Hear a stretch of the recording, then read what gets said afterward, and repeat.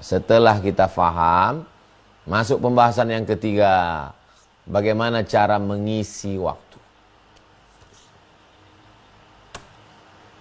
Sebelum kita masuk ke pembahasan mengisi waktu, waktu yang mana yang diisi? Ini banyak botol, tapi tidak semua botol perlu diisi. Kita pernah punya waktu di alam ruh. Ada di antara kita ini yang tahu waktu di alam ruh dia ngisi apa? Kita nggak ditanya. Kita pernah lewat di alam rahim 9 bulan 10 hari. Ada di antara kita ini yang diminta tanggung jawab, kamu waktu di alam rahim ngapain aja? Nggak perlu kita isi. Kita nanti akan berada di alam barzakh. Di alam barzakh kita tidak dituntut kamu harus melakukan ini, enggak. Kita nanti akan berada di alam akhirat, di mahsyar, di surga, di neraka. Kita tidak dituntut untuk mengisi waktu dengan amal soleh. Dari 5 fase waktu. Alam ruh, alam rahim, alam dunia, alam barzah, alam akhirat. Allah cuman minta kita ngisi alam dunia. 4 nggak usah kau isi, kata Allah. Yang kau isi cuman 1 saja. Nah, yang 1 ini pun masih dibagi lagi. Lahir, telentang, tengkurap, merangkak, tertatih, berdiri, berjalan. Belum dihitung. Kapan baru dihitung? Rufi'al qalamu an thalathatin. Ada orang yang pena catatan amalnya tidak bergerak, diangkat. 3 orang. Siapa dia? Anis sabi hatta yahtalim, anak kecil sampai akil baligh. Anil naim hatta yastayqiz. Waktu tidur pun enggak dihitung. Anil naim tidur. Anil majnun, waktu gila enggak dihitung. 3. Anak kecil tidur gila. Bagaimana dengan pikun? Pikun dikiaskan. Umur 70 pikun. Akil balik umur 10. 10 enggak dihitung, 70 71 enggak dihitung. Yang dihitung 20, 30, 40, 50, 60. Hanya 50 tahun.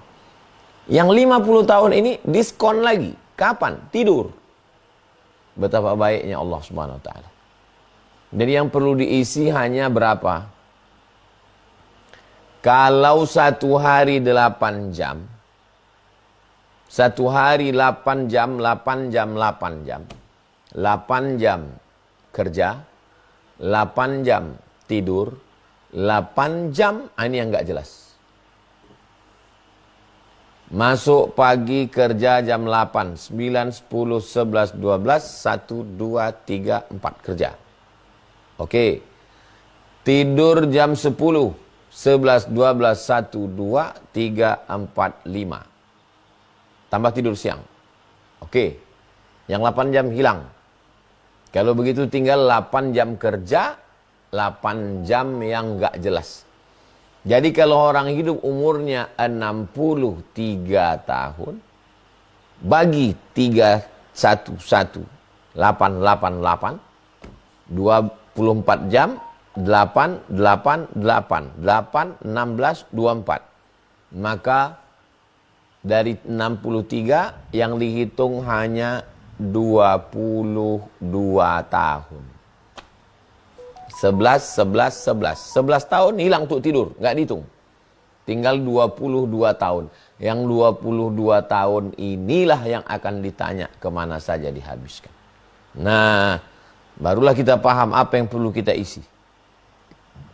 Apa yang diisi? Diisi dengan 2. Yang pertama, ibadah.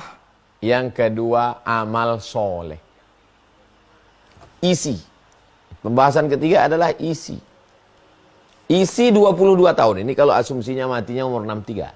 11 tahun tidur, 22 tahun itu diisi dengan apa? 1. Ibadah, 2. Amal soleh. Salat, ibadah. Baca Quran, ibadah. Zikir, ibadah. Tapi ada yang tidak ibadah. Rukun, syarat, wajib, sunat. Tapi dia adalah amal soleh yang bernilai ibadah. Contoh, nongkrong-nongkrong dengan teman. Itu bisa jadi amal soleh dan bisa jadi dosa. Nongkrong yang dibicarakan bukan ceramah, nggak baca ayat, nggak baca hadis, cuma cerita. Kabarnya si Anu kemarin, kawan-kawan kita yang SD masih ingat? Si Anu kena COVID, si Anu darah tinggi, si Anu diabetes, si Anu kanker. Wah, tinggal kita lagi nih. Nggak ada. Hai orang-orang beriman, ingatlah kamu mati. Enggak, orang nggak mau diceramahi. Orang nggak mau diceramahi. Tapi kita ajak dia berpikir. Biarkan dia berpikir sendiri. Kita dulu sekelas berapa orang ya? 40. Si Anu, iya juga ya. Kawan termenung, itu dia sudah berpikir gara-gara kita pancing. Karena kalau kita sekelas kawan kita ini ya akhi tidak lama lagi akan mati. Malah mental nggak masuk. Alah ente. Baru dengar ceramah Ustadz online aja mau ceramahin kita. Nah, jadi nggak masuk. Tapi ada beberapa quote yang kalau kita ucapkan itu memicu sedikit saja dia berpikir. Ayyadiyallahu bika rajulan wahidan, satu orang dapat hidayah kanamu khairum min humurin na'am. Lebih baik daripada dunia beserta isinya. Nah, sekarang kita hitung yang pertama dulu, ibadah. Bangun tidur malam. Sholat sunat wudu, sholat sunat taubat, sholat sunat tahajud, sholat sunat hajat. Baca Quran, zikir. Jawab azan, qobliyah, subuh, ba'diyah. Ini ibadah semua nih. Qobliyah zuhur, zuhur, ba'diyah. Qobliyah asar, asar. Qobliyah maghrib, maghrib, ba'diyah. Qobliyah isya, isya, ba'diyah. Kalau di total berapa itu semua? Oke lah, sholatnya berjamaah, hitung sama sunat-sunat qobliyah, ba'diyahnya. Subuh, zuhur, asar, maghrib, isya. Baru 50 menit. Baru 50 menit. Baca Yasin. Zikir. Berapalah zikir? Kami setiap subuh dengan santri baca zikir-zikir 15 menit selesai. Dari dua bagian 8 hilang tidur, 8 16 jam diberikan Allah. Yang dipakai untuk ibadah hanya 50 menit. Tambah zikir, tambah sunat, tambah oke lah, tambah. 2 jam paling banyak. Lalu kemana pergi 14 jam lagi? 16 jam. 14 jam lagi kemana? Itulah dia disebut dengan amal soleh.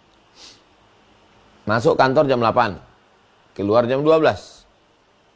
Selama di kantor. Kalau dia kebetulan orang kantoran. Saya nggak ngantor Pak Ustadz. Saya di pasar. Selama di pasar. Saya bukan orang pasar Pak Ustadz. Saya ngantar teman-teman saudara-saudara saya transportasi. Selama kerja 4 jam itu. Apa yang kita lakukan? Apakah bernilai ibadah atau tidak? Jadi isinya 2. Yang pertama adalah ibadah. Bisa dilihat dalam surat Al-Kahfi ayat 110. Ayat yang terakhir. Faman kana yarju liqa'a rabbih. Siapa yang berharap berjumpa dengan Allah. Falyamal amalan salihah, adalah dia beramal saleh. Wala yusyrik bi'ibadati rabbih ahada, tidak mempersekutukan Allah dalam ibadah. Jadi ada namanya amal soleh, ada namanya ibadah. Amal soleh aktivitas sehari-hari, tapi dia bernilai ibadah. Seniman gambar animasi, bernilai ibadah. Dia cerita tentang perang Khandaq tanpa menampilkan visualisasi Nabi. Dia menggambarkan bagaimana Masjid Nabawi, kamar Nabi, kamar Sayyidatuna Aisyah, kamar Hafsah. Lalu kemudian orang melihatnya. Selama ini ustadz yang ceramah nggak masuk, tapi begitu melihat nonton, bernilai ibadah. Film-film religi, nilai ibadah. Sesuai dengan bidang kita masing-masing. Kalau Allah sudah pakai kita di satu bidang, ya nggak usah cari-cari macam saya. Allah memakai saya. Kata memakai itu ambil dari hadis. Ista'malahu. Allah memakainya. Allah memakai saya untuk mendakwahkan agamanya. Ya udah, saya fokus saja di sini. Nggak perlu saya yang lain. Memangnya kalau saya menceburkan diri di bidang itu, apakah bermanfaat untuk dakwah atau justru merusak dakwah? Nah, itu. Ada orang yang tidak ceramah, tidak tausiah, tapi dia berdakwah. Polisi, tentara, Pak polisi pakai baju seragam, razia, anak-anak SMA, boncengan. Siapa ini? Pacar Pak, anak sekolah kok masih pacaran, sekolah aja yang bagus-bagus. Ada hafal surat pendek. Itu berkesan sekali di kepala dia. Sampai mati dia ingat itu. Kemarin waktu razia.